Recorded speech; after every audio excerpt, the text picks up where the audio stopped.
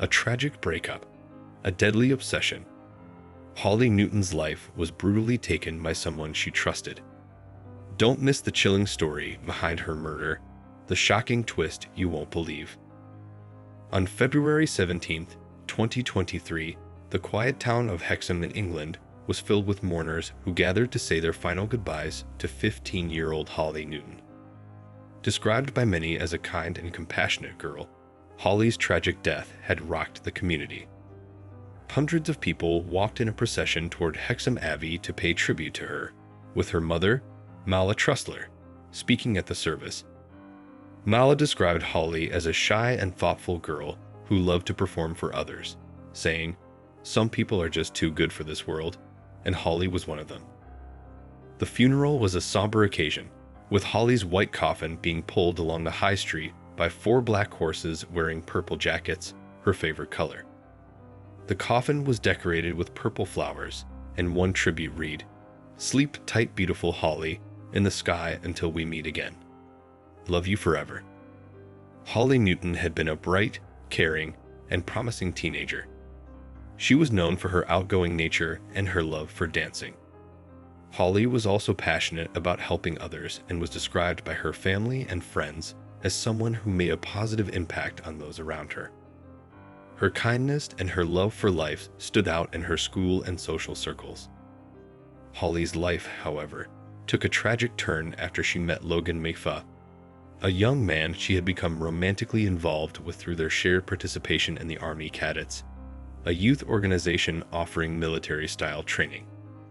Initially, the relationship was a typical teenage romance, but it quickly turned toxic as Logan displayed controlling behavior. He demanded to know Holly's whereabouts at all times, changed her social media passwords, and isolated her from her friends. Despite these red flags, Holly remained in the relationship for a while, not fully understanding the danger or the signs of an unhealthy relationship. Holly's mother, Mala, shared that Logan was Holly's first and only boyfriend, and at first, he seemed like the perfect young man. Logan would often spend weekends at Holly's house, and her family had no idea that he was controlling her. Over time, however, the problems in their relationship became more obvious. Logan's increasingly obsessive behavior eventually led to Holly deciding to break up with him, but Logan did not take this well. In the days following the breakup, Logan became more fixated on Holly. Mala recalled how Holly had tried to break up with Logan, but he used emotional blackmail to manipulate her. Holly's friends and family didn't realize the extent of the emotional turmoil Holly was enduring during this time. She was scared and isolated, unaware of how dangerous Logan's behavior would become. The situation escalated when, on the night of January 26, 2023, Logan showed up uninvited at Holly's house in Haltwhistle. Police had to intervene, and Holly's family arranged a meeting with the authorities to discuss their concerns. However, the meeting was rescheduled to the following afternoon, and the tragic events of the day unfolded. On January 27, 2023, Logan set out to confront Holly, armed with a kitchen knife. After leaving school early, he traveled to Hexham, where he waited for Holly to appear. Dressed in all black with a black face mask and a baseball cap, Logan followed Holly and her friends for about 45 minutes as they visited a leisure center and some shops. He continued to reach out to Holly through voice messages, attempting to convince her to meet him in person. At around 5:10 p.m., as Holly and a friend were visiting a takeaway on the high street, Logan approached them and asked if she would speak to him in a nearby alleyway. Once Holly reluctantly followed him, Logan launched a brutal and violent attack. He stabbed Holly multiple times, and when her friend tried to intervene, Logan stabbed him as well before fleeing the scene. Emergency services arrived at the scene shortly afterward and rushed both teenagers to the hospital. Despite the efforts of the medical team, Holly died from 36 stab wounds. Logan was arrested at the scene by brave passers, who detained him in a bus shelter until the police arrived. When arrested, Logan reportedly confessed, saying that Holly had been too horrible to him. Logan McFaw was later charged with murder and wounding another teenager.